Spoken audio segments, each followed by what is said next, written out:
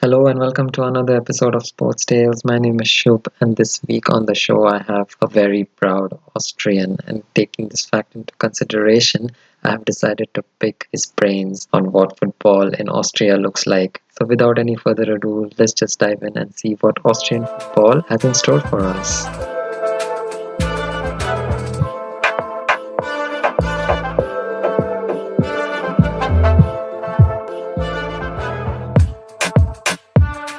This week, I have a friend, and he is kind of very psyched and excited because he listens to a lot of podcasts, and he was just telling me right now it is his dream to be on one of the podcasts. So, lucky him that I gave him the chance. But he also said that he wanted to be on a German podcast, and I'm like, just start with the English one, make as many mistakes as possible, and then you go and kill it in the German podcast. But yeah, just a brief introduction about him, and then he will come in and you can listen to his very heavy Austrian voice. I met Thomas a year back. It's a very vivid memory for me because it was our orientation. We had to sit in like two rows, and I don't know if he remembers this, but he was in the corner, and next to him I was sitting.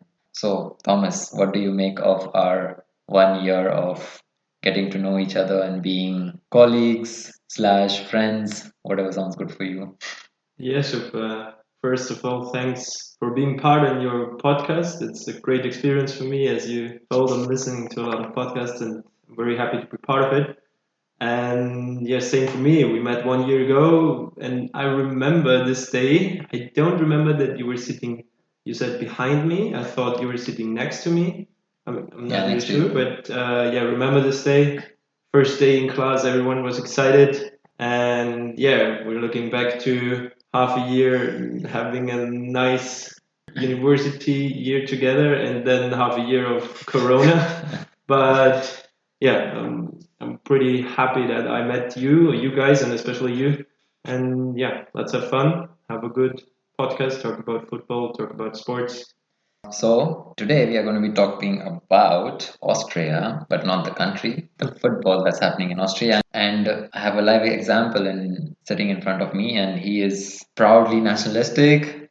I think I got the perfect guest in terms of talking about not just the country but also Austrian football. And we thought what would be interesting to do today is talk about their league system, which is kind of very new. It's recent and it's a bit complicated to follow. So we thought we would break it down as much as possible to make it easier with the first league as well as the second league. Then we talk about the great rivalry between Rapid Wien and Austria Wien, something that I am also very much looking forward to listening from Thomas because I wanted to do my research about this, but I was like, yeah, I would rather want to hear stories from him so that I would be pleasantly shocked or surprised as to what's coming my way. Followed by that, then we talk about Redbull Salzburg's rise to the top and dethroning the teams that were winning championships back in the day. This is a decade before. Then we talk about some memorable incidents that are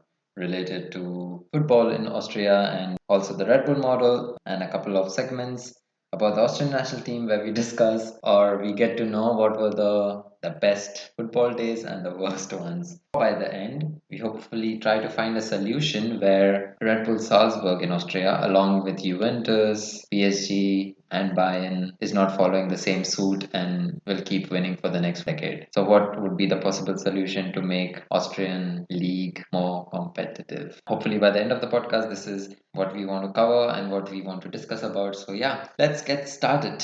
Thomas, you just want to jump in and explain what the hell happened 3 years back and why so recently about the chopping and changing of the league format. Yeah, the league format before was in the first league was 10 teams in the first league, and everyone played against each other 4 times, so 2 home games, 2 away games. And as we will talk later about Rapid Wien versus Austria Wien derby, that's a very nice game. But playing this game 4 times a four year. times a year, and maybe they meet in the cup as well. So 5 times a year is just too Too much. much. Yeah. And also, I mean, that would be okay to see the derby so often, but also playing against those smaller teams like Rapid against, I don't know, Hartberg, WRC, and so on. playing against those smaller teams is very hard for them. They wanted less games against each others. They wanted more teams in the first league, but they knew that it's impossible to make a league like in the big leagues, in the big nations, like the big fives, to have 16 or 18 or 20 teams in the first league. Is just impossible in such a small country as it is in Austria, and therefore they said within the last 3-4 years of having this 10th teams in a league model, they said they have to change something. And therefore they changed the system in the first league and in the second league. And in the second, they moved up to 16 teams. And in the first league, that's the special thing, they implemented a playoff. I think the same model is used in Belgium, as far as I know. And apart from that, in no other big league, I would say big league, like Austria, it is this model. And therefore, they have a model of 12 teams playing against each other once until about February, March. And then they have played 22 games, each team. And then they will divide into the top 6 teams and the lower 6 teams in a Champions round and in a qualification or relegation round. And then they play against each other in these divisions. Then they will get the champion, and in the other one the relegation. How many teams are relegated? Is it just one team is relegated? Isn't that a bit unfair to the teams that are coming up from the second league? I thought so as well, but you have to know in Austria there are not so many competitive teams. We had really serious problems in the past with teams going bankrupt, and especially as well this year as well it happened, or last year as well it happened, that a team got bankrupt. So it's more than one team is just too much for a country like Austria to be relegated. Let me get this straight. And so there are 12 teams in the first league. Each of them plays each other twice a year. 12 teams, each of them play twice. That's like 11 games. So 11 into 2, 22 games. Then you are ranked from 1 to 12. Rank 1 to 6 in the table are now in, let's consider Group A. And teams ranked 7th to 12th are in Group B. Now Group A plays each other again twice. And Group B plays each other twice. Exactly. But Group A and Group B does not have anything to do with each other for the moment. For the moment, you're right. In the end, they may play against each other, and that's why the second division, or the second part of the playoff, is not called the relegation round. It's called the qualification round, because the first one and maybe the second one has the chance to qualify for the European. For the Europa League, for the qualification round of the Europa League. And so in the end, the 7th will play against the 5th or the 4th to qualify for the Europa League. Group A plays with each other, so 10 games, and then Group B also plays each team twice, so 10 games. So normally in a season, everybody's playing 32 games. And then again, the rankings have changed for Group A. Like, it could be possible that the team that finished first, second, third in the first 22 rounds would finish 4th, 5th, 6th. Because now they are a part of Group A, and then Group B likewise. Now what happens is, because of Salzburg, the UEFA coefficient of Austria has become... it's mainly because of Salzburg, but don't forget the other teams. I mean, for example, last year, Las Klintz, they were the first time in Europe since ever. I think they'd never been before, or maybe 20 years ago. And they made a pretty good job. They got first in their group. They won in the group against PSV Eindhoven twice. They got before Sporting Lisbon in the group, and I'm not sure what was the 4th team, but they got first in their Europa League group. They even won the first round in the group stage. After the group stage, the first round. Round of 64 is it? And then the round of 32, they played against Manchester United. Obviously, they had no chance. But they even scored a stunner from, I think it was Wiesinger. He scored an amazing goal in the Old Trafford.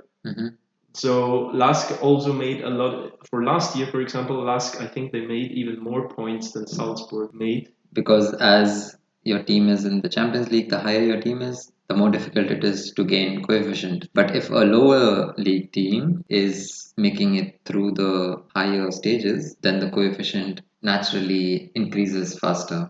It is similar to us getting grades. It is easy to jump from 50 to 60 to 70, but as and when you are in the 80s and 90s, it is so difficult to like jump from 83 to 87. Yeah, that's partly right. In the end, it doesn't matter if every win for Austria makes the same points for the coefficient. Okay. So if Lask makes a win or if Salzburg makes a win, it doesn't matter. The only thing is, last year Salzburg was already qualified for the Champions League. Yeah. And you get points if you qualify for the Champions League. But if you are already Already. qualified, you don't get the extra points. And therefore they didn't have to play a qualification round. And Lask played qualification round. They qualified for it and got points, and then they got qualified in the group. They get points in the group stage, and then they even got promoted to the next round. So they got more points than Salzburg did. But from the past years, from the past 5 years, Salzburg made the most points for Austria. Sure, they even went to the semi-final in the Europa League 2 years ago against Marseille. Mm-hmm. So yeah, they are the main driver for our UEFA coefficient. But as I said, also Lask made points. Also WAC last year, they even won against Mönchengladbach 4-0. And also Rapid Wien, they are doing a pretty decent job within the last years or within the last 5 to 10 years to be pretty good in the Europa Cup. Yeah. I mean, they won against Ajax Amsterdam and other teams. So naturally, when the coefficient increases, normally Austria has 4 spots for Europe. The first one is automatic qualification for the Champions League. The second one is qualification for the Champions League. The third position is the team that goes automatically to the Europa League. The fourth position goes to the qualification stage for the Europa League. Now, because the coefficient has increased in the last 2 years, Austria has another position opened up, which is the teams from first to fifth. So the first, second, and the third remain same. The fourth gets an automatic qualification to the Europa League. Usually not. Okay. Usually so fourth and fifth have to exactly qualify for the Europa League. It just differs in which round they take part. Yeah. So this year, Lask Linz, for example, got fourth last year. Mm-hmm. So they will start this year in round 3 of the qualification. And Hartberg got fifth, and they even won the playoff against the sixth at the first of the qualification round. And they had to start in the second round, and they lost. The tricky part here is, since we divided it into first 6 as Group A and 7 to 12 in Group B, there is a one-match playoff between the team ranked 7th and 8th. So the winner of 7th and 8th plays a two-legged tie with the team that is positioned or that finished 5th in Group A. A two-legged tie of the winner of position 7th and 8th with the team that's finished 5th in Group A. And whoever wins that will then go to the qualification of the Europa League. Depends which round, round 1, round 2. So basically you can say that the teams that's finished 7th and 8th are playing for the qualification. It's very qualification for the qualification of Europa League. Exactly, you got it. It's very complicated, but I think this whole process, this whole playoff, it is made for the 7th or 8th team. So for the first team of the qualification round, it's just made that they also got something to go for, because otherwise, if they have enough points and they are on 7th team, it's their league games would be just for nothing, and so they still have this kind of feeling that they can win something year. They're playing for something. They're playing for something, exactly, and that's it. So it's we saw within the last 2 years. So now it's starting the third year, this playoff mode, and we saw in the last 2 years that it got a little bit more interesting. All this Bundesliga thing, and it got I think it's on the right track. Yeah, so after cracking down this format, which now seems like really interesting and everybody has something to play for, I feel this is a much better format than the one where every team had to play everyone 4 times a year. And especially when rivalries are so intense, you want to remember a season where you just played your rival team twice because you're looking forward to the game, maybe one game in autumn, one game in spring. That way, that's how it normally works in the Big Five leagues. But if you're playing 4 times a year, then it's just become kind of visiting your parents' place 4 times a year. I mean, I don't know how many do it, but yeah, maybe even once a year for Christmas. We can count that as like a one-off cup game, which they're eventually going to win in case of like Rapid versus Austria Wien, which we will be now transitioning into. And yeah, living in Berlin, we already have an example of two teams coming from the same city but having very different ideologies and thought processes and fan base connection to how their lifestyle is different or similar to what the football club is. So, how is Rapid and Austria so different and also so similar to each other? In what way? First of all, in the colors. So you maybe know it. Rapid Wien is green, and Austria Wien is violet. Yeah. Is there a significance for why they chose green and violet? No, the official colors of Rapid is not green and white. The official colors of Rapid are red and green, and I think another one. But they usually wear green and white at all of the or most of the games. But if you walk around in a green and white jersey in a district Oh dear. where Austria Wien is more the popular team, I think that's not good at all. It's you just don't do it. Yeah, but And they have a big rivalry. So is also being divided horizontally, west and no, they are more divided in districts, but most of the districts, I would say, 2/3 of Vienna, 2/3 of the districts are owned by Rapid Wien. Okay. So they're the most fans. Rapid has also on an Austrian level, Rapid has the most fans, and in Vienna, 2/3 of the districts are owned by Rapid. Okay. Then nearly all of the others are owned by Austria Wien, and then there's one district which is where the most fans are from for the oldest football club, and it's called Vienna. It's Vienna First Football Club, and they still have a good fan base as well as Wiener Sportclub. That's all for all those people who are interested in football. You can watch the derby, the big Wiener derby, Austria versus Rapid. But if you really love football, go to the third league in Austria. I think next year Vienna will be back. Now they are in the fourth league, but they will come back to the third league, and then you should watch Vienna versus Wiener Sportclub because this is the derby of love, and It's a derby of love. it's called Derby of Love. Wow. They are not so. There's not a big rivalry as it is with Rapid and Austria. It's just tradition, history. Both are clubs with values. You can compare, for example, Wiener Sportclub. You can a little bit compare with St. Pauli. They're also black and white. They have kind of the same philosophy. And Vienna, I mean, it's the oldest football club in Austria. What should we say else? I mean, that's tradition. And that's a really good game to watch if you want to watch real feelings, real football. That's just, I think it's watching like St. Pauli versus Union. I saw it once in the TV when St. Pauli versus Union, they played each other and there was no rivalry. There was the people were standing next to each other, St. Pauli fan next to Union fan, just living this culture. And Vienna versus Wiener Sportclub, it's exactly the same. It's just living the football, living the moment, living the love. And they have in the third league in Austria, I mean, in average, in the second league, we have about 1,500 people, I think, or 2,000 maybe in average in all the games. That's pretty decent. And when they play against each other in the third league, they have about 7,000 to 8,000 people. Okay. I mean, that's amazing to be there. But coming back to the rivalry of Rapid and Austria, as I said, Rapid is the biggest club. They have the biggest fan base. They have their fan average is double as much as Austria. And in terms of fan base, they are just the biggest team. But what do you have to say about the ideologies?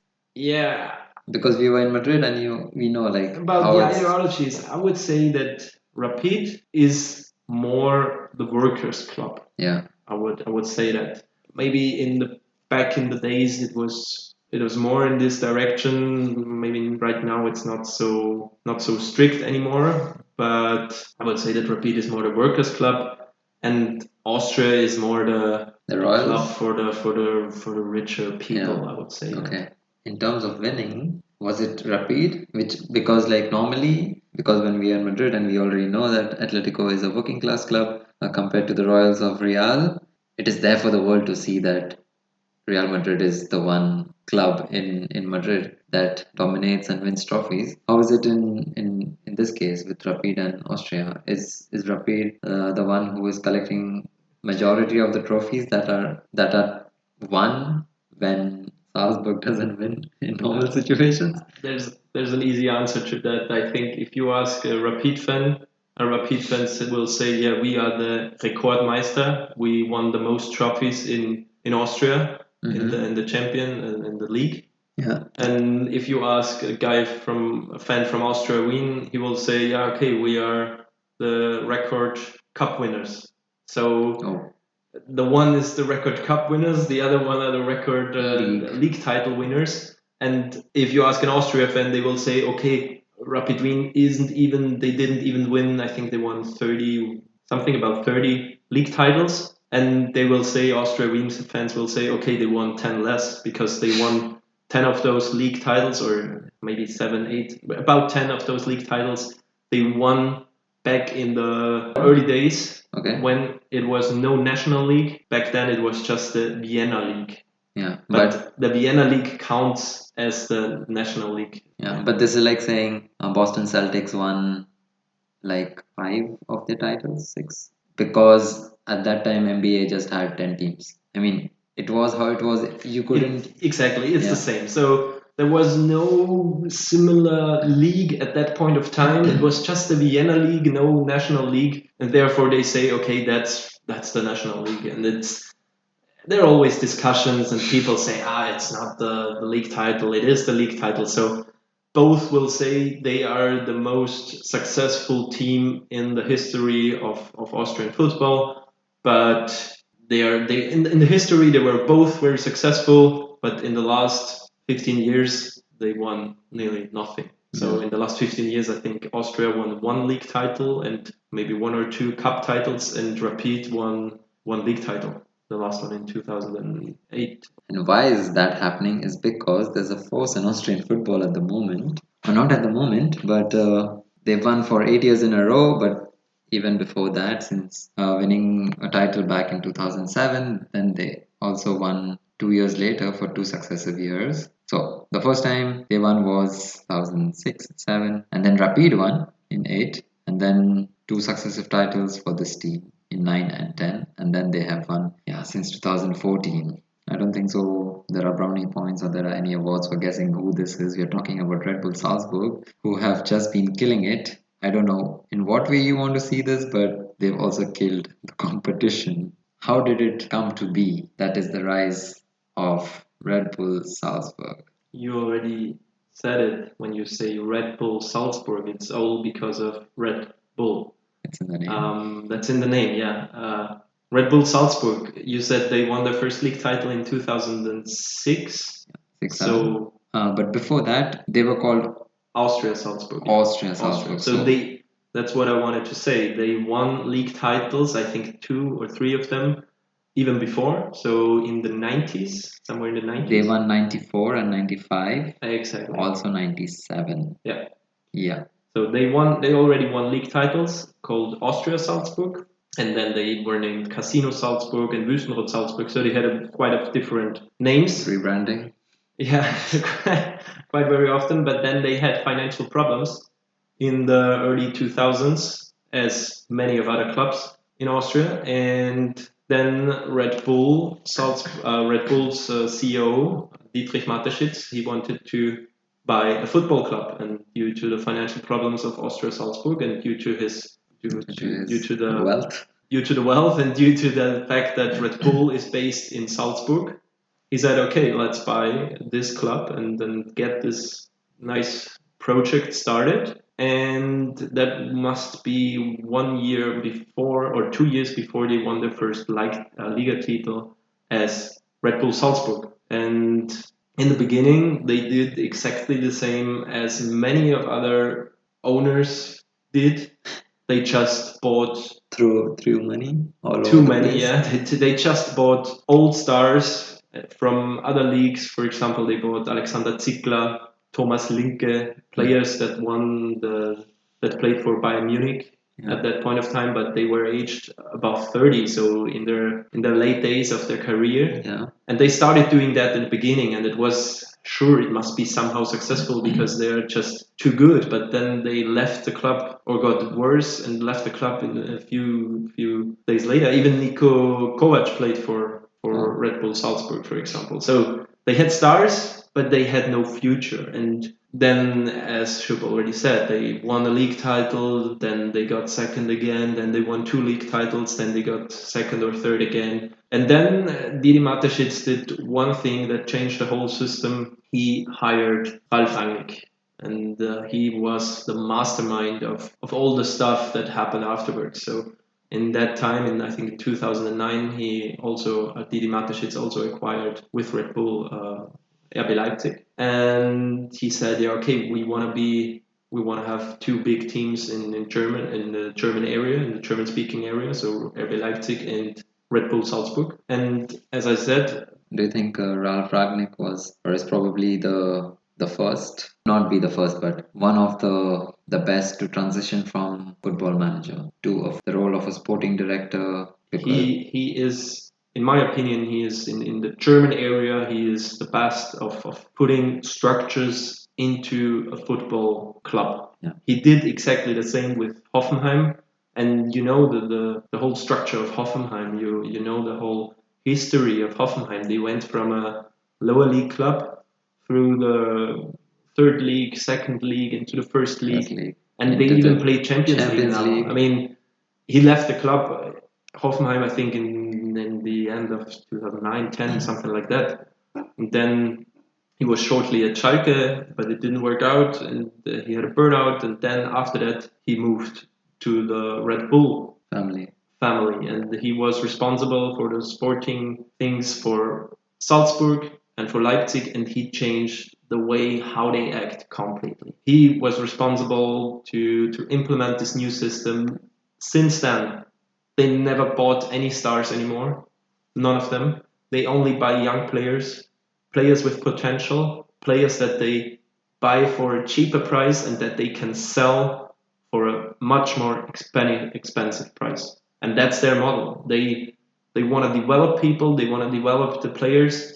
I mean, they make from time to time they make small exemptions. Like 2 years ago or last year, they bought Zlatko Junuzovic, a former player from Werder Bremen. I think an Austrian. But it's you need to make exceptions sometimes because yeah, I've seen it even most recently with Liverpool's example. I'm a Liverpool fan, so yeah, clearly there are going to be a lot of Liverpool references in the future. We bought players, we sold it. This was the transition period when FSG just bought the club 3-4 years into their time. After that, then Klopp came in, and then we just bought good young players between the age of 23 to 26. And now, yeah, first time in 30 years, league title is back to Liverpool. Everything is great. But this summer, they completely broke their transfer philosophy and they signed Thiago, who is firstly he's a 29-year-old, which does not stick to the Liverpool model of buying players. And once in a while, change is good. That's exactly the point of Red Bull Salzburg. In that case, they did a similar. That's a very good comparison with Thiago and Liverpool, with Zlatko Junuzovic and RB Salzburg. Zlatko Junuzovic, when he arrived, I think he was about 30 years or 31, and he's maybe a little bit old, but you can see it on the field. He's the director of the young players. All those young players. I mean, right now there is Dominik Szoboszlai, for example, or Patson Daka, or last year there was Erling Haaland, and all those players, Minamino, and Wang, all those players, they are directed by Zlatko Junuzovic, and he is an amazing player on the ball, and he can also have. His free kicks are awesome. He's a really good player, and they just saw the chance, the opportunity to get such a player, and they just took it. I think it wasn't planned that they get Junuzovic, but they saw the opportunity and they got him. And I think exactly the same happened to Thiago at Liverpool. They just, maybe Jurgen Klopp, he saw, okay, there's the opportunity to get such an amazing player like Thiago. He is an amazing player. And he's okay. He's not too expensive, 30 millions, that's quite okay. For such a good player, we should take him. And that's why they make those exemptions, I think. And yeah, that's, as I said, Red Bull changed. They have a certain philosophy, they have an amazing structure. They are very, very successful in the UEFA Youth League. Maybe you heard of the UEFA Youth League? It's the UEFA Champions League for the young players. Yeah. They won it 2 or 3 years ago with Marco Rose as a coach. Then they got Marco Rose promoted to the first team, and then Marco Rose got transferred to Mönchengladbach. And even last year, they've been to the semifinals and lost against Real Madrid. And I watched this game, Real Madrid versus Redbull Salzburg. Yeah, I watched it, really. Yeah. Salzburg played with, in average, 1 year younger players than Real Madrid. Oh, wow. And they outplayed them most of the time. Sure, Real Madrid won 2-1, but in the second half, Real Madrid didn't play anymore. It was just Red Bull Salzburg. And that's Real Madrid.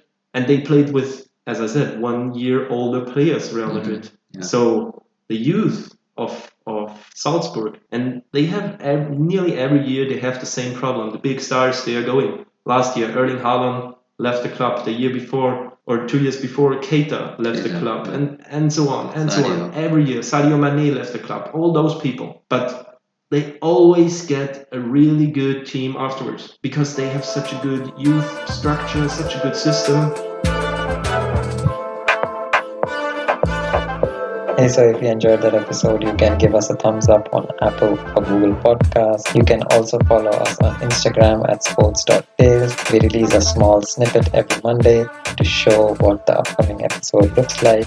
And if you want to listen to our previous episodes, you can find the link in the description. Until then, stay awesome, stay healthy, and so long.